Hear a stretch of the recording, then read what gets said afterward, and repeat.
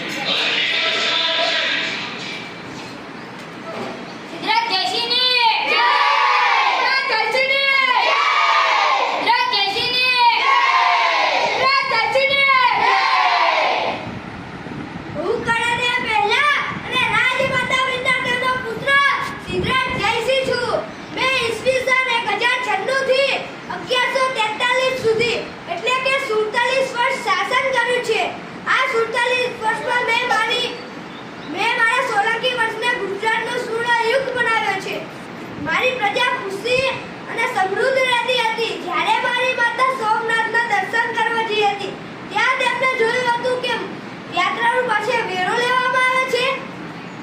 મારી માતાએ મને આવીને વાત કરી અને મેં તેમનો એક આદર્શ પુત્ર તરીકે યાત્રાળુ વેરો બંધ કરાવી દીધો અને મારી માતાએ પ્રજાની ખુશી માટે સહસ્ત્રલિંગ તળાવ બંધાવ્યું અને મેં શિક્ષણનું મહત્વ સમજાવવા હેમચંદ્રાચાર્ય પાસેથી સિદ્ધરાજ હેમ શબ્દનું શાસનનું ગ્રંથ લખાવી હાથી અને અંબાણી પર બેસાડી આખા રાજ્યમાં ફેર્યો અને હું રાજા હોવા છતાં પણ પગપાર ચાલ્યો એટલે કે ઉભા પગે.